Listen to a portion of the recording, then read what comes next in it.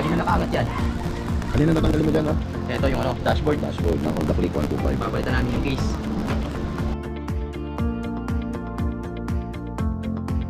Good afternoon sa inyo lahat. Ako nga pala si Joshua Buin, isa sa motor mechanic ng Fitz Aircon ni Sir Wayne.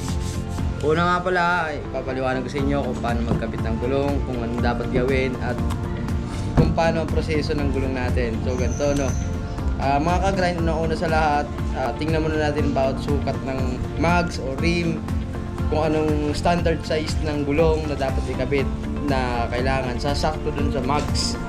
For example, tulad nito, si Honda Click kanina nagpakabit sa amin ng gulong. So, ang una-una kong tinignan doon, yung sukat ng mags, kung alin yung tutugma doon at walang sasabit sa bawat pagitan ng mags.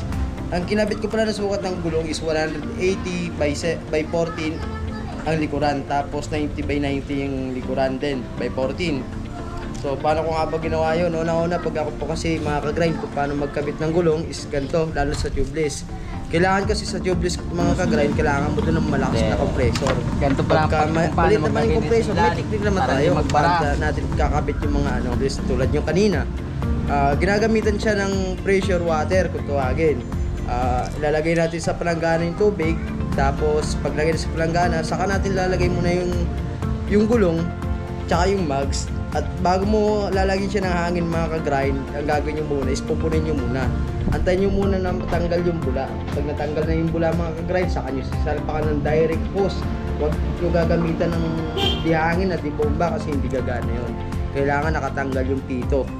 Para para pagka kinabit nyo na yung hose na yun, pag binuksan nyo yung pressure, buong buo. Hindi nyo na kailangan pa ng ibang paraan, pampadulas para lang mapakat. Kailangan dun lang sa tubig, sapat na yun.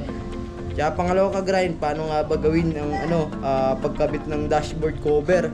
Simple lang mga ka-grind, kailangan nyo lang ng dandaan sa pagtanggal ng tornilyo. Una-una sa lahat, bago nyo makalas yung cover na yun mga ka-grind, kailangan nyo muna yung star na tools kasi importante yun. Tsaka dito sa amin mga grind, bago namin yung gawin, bago namin gawin yung isang motor, meron kami tinatawag na for estimation. Kumbaga, hindi mo namin ginagalo yung motor pag sinabi ng may-ari, mga ka-grind, ganito lang yung sira. Hindi lang namin binabudgetan kagad na ganun.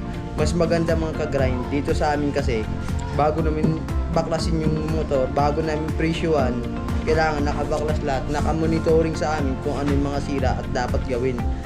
Tsaka dito mga ka-grind, bago namin yun ibigay sa customer, okay na, gawa na lahat. Kaya pangalawa, ang ginagawa namin, bago lalabas yung motor mga ka-grind, malinis. Ba't kamo? Paano namin nasabi namin na malinis? Kasi meron kami tinatawag dito na motor wash, car wash, kompleto pa kami dito mga ka-grind. Pinapasam na namin katatayan ton bago namin yun ipapalabas. Yun pala yung namin, car wash, motor wash. Kaya saan pa kayo mga ka-grind? Dito na. Ako nga pala si Joshua, motor mechanic mga ka-grind. Noorin natin yung vlog at video kung paano gawin ito.